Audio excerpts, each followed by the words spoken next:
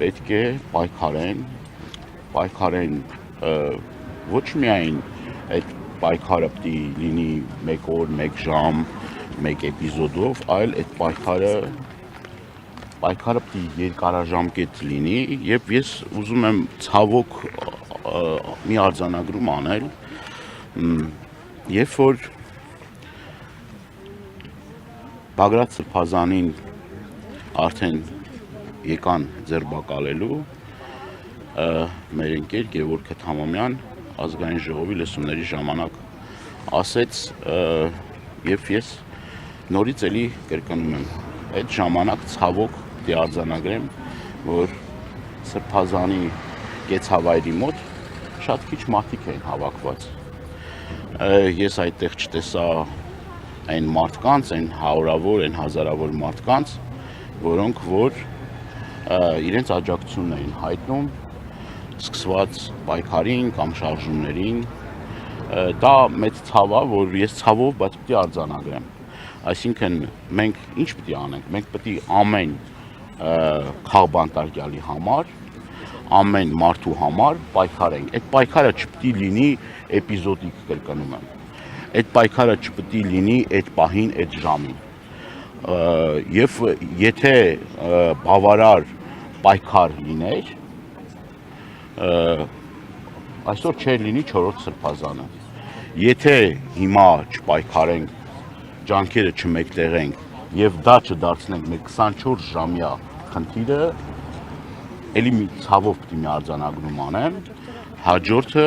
ուրիշ Սրբազաններ են լինելու, ուրիշ քաղաքական գործիչներ են լինելու, ուրիշ լրագրողներ են լինելու, ընդհուպ մինչև վեհափառ հայրապետ։ Էլի շինծու գործեր են հարուցվելու, էլի այդ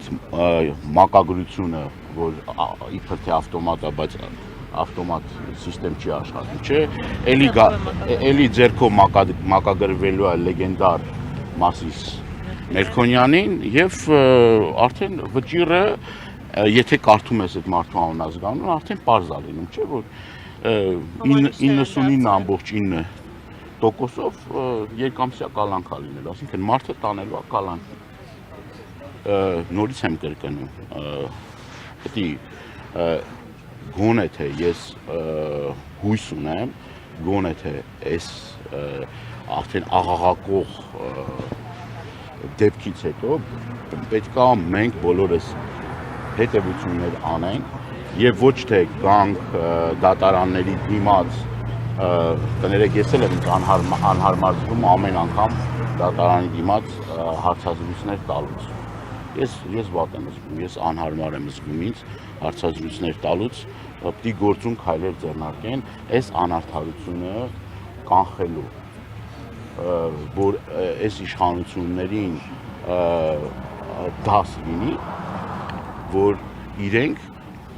իրավունք չունեն, տեսեք ինչ է կատարվել ուրեմն Արշակ Սրբազանի պարագայում, հետևյալն է կատարվել, նաև իր բրիֆինգի ժամանակ Արշակ Սրբազանը ասեց, իրեն գործարք են առաջարկել փաստացի, լռելու, հաշտվելու, այն 8 իրադավների շարքը համալրելու եւ նույն նաեւ կարծում եմ նույն նաեւ առաջարկը արվել է 8 իրադավների եւ այս ամեն ինչը չէր լինի այս ամեն ինչ, արդեն պարզ ու ակնհայտ է, չէ՞, սիստեմագործում, սա արդարադատության հետ որևէ աղետ չունի, եւ նաեւ քահանայի հետ կապված այդ միջադեպը, որ կար, նաեւ քահանան ինքը քահանան, որը որ իդեպ նաեւ Նիկոլ Փաշինյանի, չգիտեմ, աջակիցն է, հանցագործության մասին հաղորդում է ներկայացրել։ Չէ, Գյումրիի հոգեվորականի մասին եմ ասում, որ ասել է, որ ուրեմն ԱԱԾ-ից եկել են եւ ասել են, որ պարտադրել են, որ զեղչվի Սրբազան հոր եւ կաթողիկոսի անունը։ Սա հանցագործություն է, ժողովուրդ ջան։ ԱԱԾ-ով ուժայիններով մարդկանց շանտաժի ենթարկելը, սա հանցագործություն է։ իրավապահ համակարգը, դատախազությունը, ԱԱԾ-ն պետք է այդ ընթացքում մի գործ պետք է աներ։ Գնար Նիկոլ Փաշինյանի հետևից։ Հատկապես որ ինքնախոստովանական ցուցմունքը Հատկապես այո, ինքնախոստովանական ցուցմունքներ կար։ Այդ մարդը խոստովանում է, որ ես արել եմ, ես ասել եմ, ես գնում եմ այդ ճանապարհով։ Ես օրենքը խախտում եմ, ինձ համար օրենք գոյություն չունի, ինձ համար արդարադատություն գոյություն չունի։ Ես եմ դատավորը, ես եմ դատախազը, ես եմ ուժայինը, ես եմ որոշում, ես ասում եմ, որ սենց անեմ։ Ամբողջ համակարգը գնում է դրան։ Մենք պետք է մեր միջազգային գործընկերներին, բոլոր այն դիվանագիտական ներկայացուցիչներին այդ փաստերը, չնայած այդ փաստերը էլի իրենց ասվել է, նաև խորհրդարանական լսումների ժամանակ ասվել, բայց այդ ճնշում պետք է լինի ի վերջո դուք պետք է հոդաբաշխ ինչ-որ մի բան ասեք, թե չէ։ Թե պետք է աչքներներդ փակեք, ասեք գնա ինչ ապօրինություն ուզում ես, գնա արա, մենք տեր ենք։ Փաստացի է դա նշանակում, էլի գնա ինչ ուզում ես արա, մենք տեր ենք։ Ինչ պետք է անենք մենք պետք է հաս չլինենք այս ամեն ինչի հետ։ Կրկնում եմ, մենք պետք է ինչ-որ մի էպիզոդիկ ինչ-որ գործողություններ չանենք, ասենք դատապարտենք, ասենք ու գնանք տներով։ Դատից դատ չպիտի լինի։ Այո, դատից դատ չպիտի լինի։ Եվ ես դրա մասին ոչ թե հիմա եմ խոսում։ Խոսել եմ 2 ամիս առաջ, խոսել եմ 3 ամիս առաջ, 4 ամիս առաջ, 1 տարի առաջ։ Դրա մասին խոսել ասել եմ։ Հանգստանալու, հանդարտվելու, չգիտեմ, սենց ռելաքս ապրելու ժամանակները վաղուց անցել են։ Եվ սա պետք է լինի այն կարմիր գիծը, որ մեզ բոլորիս սթափության եւ ռեալ գործեր անելու ժամանակը պետք է լինի։ Մենք պետք է կարողանանք այս երկրում արդարադատություն հաստատել։ Մենք պետք է կարողանանք պաշտպանել բոլոր այն մարդկանց, որոնք որ այս իշխանությունների զոհր են դառնում, որպեսզի այդ ցուցակը ցավելանա։ Քրեակատարողական հիմնարկներում այլևս տեղ չկա։ Ոչ մեկուսարաններում, ոչ, չգիտեմ, քրեակատարողական հիմնարկներում տեղ չկա։ Ու ես ուզում եմ նաև մի կարևոր հանգամանքի մասին նշել։ Հայաստանում այլևս անգամ քրեակատարողական հիմնարկներում մարդկանց կյանքն ու անվտանգությունը ապահովագրված չէ։ Մենք արդեն ունենք 22 քրեակատարողական հիմնարկում մահվան դեպք։ Մահվան դեպք ունենք 22։ Եվ այդ տխուր սարսափելի վիճակագրությունը գնալով ավելանում է եւ կալանքը ընտրվում է որպես պատժի միջոց։ Ում ուզում են պատժել, մի կարող է օդի աղտոտվածության համար վաղը գան իմ եւ ձեր հետևից։ Ասելով որ մենք ենք պատճառ դարձել, որ օդը աղտոտվել է եւ դա դիտավորյալ են կարել այդ ամեն ինչը եւ մի քրեական հոդված հարուցեն։ Այսինքն կապ չունի ինչ, այս մարդիկ առաջնորդվում են այս սկզբունքով քրեական օրենսգիրքը որ կա, գետին գցեն, որի վրա կանգնեն այդ հոդվածով կարան գործը հարուցեն։ Բացարձակ իրենց համար նշանակություն չունի։ Տեսեք, այն մարդիկ հեսրփազաններն են, ինչ տարբեր գործերով ուրեմն գործը հարուցում եւ մարդիկ հանրավի դատապարտվում են։ Եվ մեր ազգը պետք է իմունիտետը ունենա, մեր ժողովուրդը պետք է իմունիտետը ունենա, եւ սա կրկնում եմ ոչ թե առանձին վերծրած սրբազանների հարց է, առանձին վերծրած խաղբանտարկյալների հարց է, այլ մեր բոլորիս հարցն է, մեր ժողովրդի հարցն է, որ ուրախության նշում է, որ խաղբանտարկյալներ չկան, եւ ուրախությունը հայտնում այդ փաստի արդեն։ Դժվար է այդ հարցին պատասխանել, չգիտեմ, ինչ ասեմ, որ տեղին լինի, եթե 60-ից ավել քաղաքական մոտիվներով հարցեր կան, կներեք, անազատության մեջ մարդիկ կան, եթե մարդու խոսքի համար, իշխանությանը քննադատելու համար մարդկանց տանում են եւ բերդերում պահում են, դա ի՞նչ է նշանակում։ Ինչ է նշանակում դա։ Բայց դա քաղաքական չի, ինչ գործ է։ Դուք տեսել եք Նիկոլ Փաշինյանին գովերքող մեկին տանեն քրեակատարողական հիմնարկ։ Կամ իրենց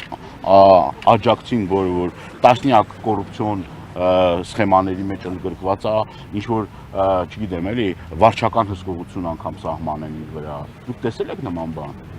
Էս էլ չէր լինի, հարգելիս։